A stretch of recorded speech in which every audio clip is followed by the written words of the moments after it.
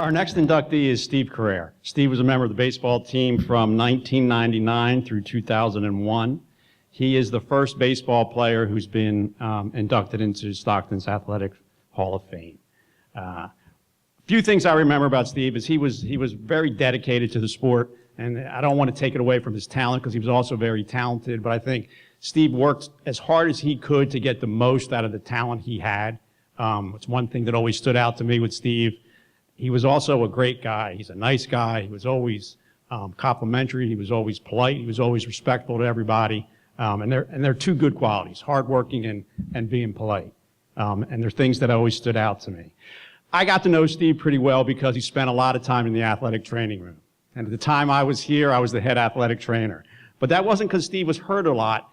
He was doing the best he could to make sure he didn't have to miss any practices or miss any games.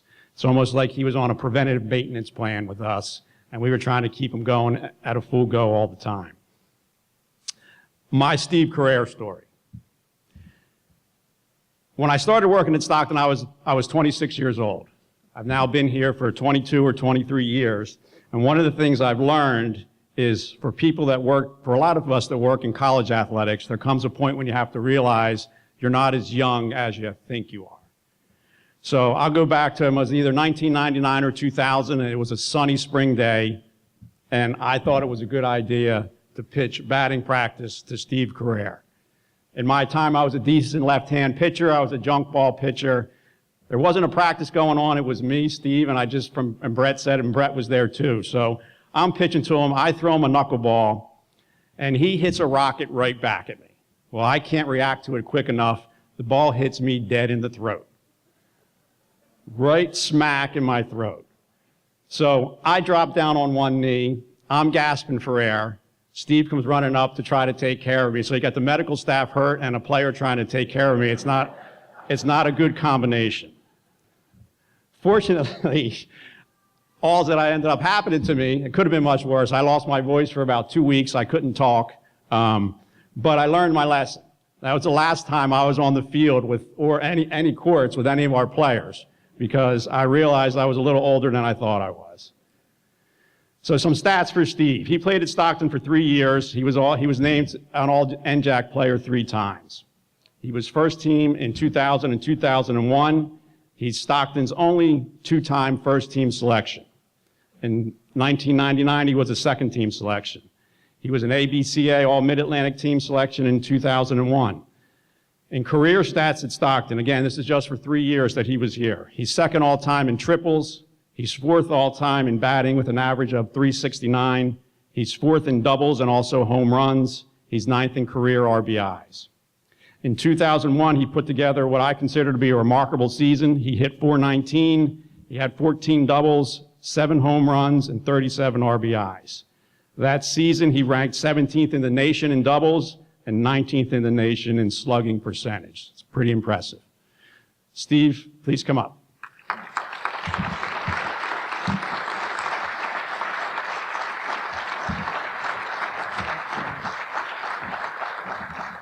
Thank you, John. It is obviously a huge honor to be here tonight to receive such recognition and to become part of the Hall of Fame. Let me first thank John Heck, Lonnie Folks, the Hall of Fame committee, and all those involved in making this night so special. I would also like to congratulate the other inductees and say how honored I am to join such an elite group of athletes. Playing baseball here at Stockton is without a doubt one of the most important and gratifying things I've done in my life. It's a time I will forever cherish and a time I wish I was able to relive over and over again. Baseball taught me the importance of hard work, positive thinking, and that anything is possible. More importantly, however, it was at the heart for developing some of the most important relationships I have had. From the time I was young up through my college career, I had enormous help, which enabled me to achieve the level of performance that I'm being recognized for tonight. I would therefore like to take this opportunity to thank those who have helped me along the way. Growing up in the country across from a baseball field certainly had its advantages. However, without a father willing to throw batting practice until dusk and then hit fly balls until dark, I would never have made it anywhere. So thank you, Dad, for the countless pitches you have thrown, the endless fly balls you have hit, the years of encouragement, knowledge, and love. Certainly practicing is extremely important, but so too is competing. So without a mom to take me to literally thousands of practices and games, all my backyard work would have gone to waste. Thank you, Mom, for all your years of support, love, and care. Being fortunate enough as I was to attend a high school with an excellent baseball program was definitely advantageous. Meeting a classmate there that I would end up playing baseball with for 8 years and who would become a friend, like a brother to me, was much more important. Thank you, Dan, for being such a great teammate over the years and an even better friend. Obviously, with baseball, it is difficult to practice with just 2 people. Danny and I were fortunate enough to meet 3 other players our first year in college who, too, can never get enough of the game.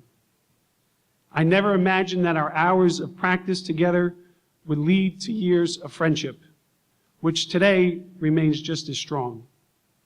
So thank you, Matt, Kevin, and Bobby, for all your help, all your support, and most importantly, the lifelong friendship we have made stemming from our common love of the game. Having great teammates during my college career was certainly key. However, just as important was finally finding a coach that had such great confidence in my abilities and guided me to reach my full potential.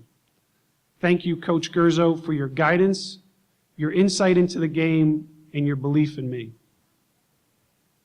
As John mentioned, I've had my fair share, actually, of accidents and injuries since the time I was young, as my parents will attest to. So for that reason, I have to thank and express my gratitude to the person and his proteges who nursed me through some very difficult injuries and fully rehabbed me through several others. Thank you, John Heck, for making it possible for me to compete. Your expertise and dedication to your athletes was absolutely critical to my career. I'd also like to thank the rest of my family, my brothers Lou and Dan, my sisters Sue and Maria, and my brother-in-laws Sean and Mark. Also the rest of the coaches that I had here at Stockton, Coach Darius, Coach Suma, Coach Campbell, Coach Dirth, and Coach McDonald. My teammates as well here, Brad, Joey, Billy, Eddie, Chris, Brady, Heath, Matt, Jim, and Brett. Let me finish by thanking the professors, administration, and athletic departments, especially Chris Rollman, Sue Newcomb, and the late Larry James, all of whom contributed to creating such a wonderful place to be a college athlete. Thank you once again for this honor. I'm so very grateful for it and will forever be proud to be an Osprey. Thank you.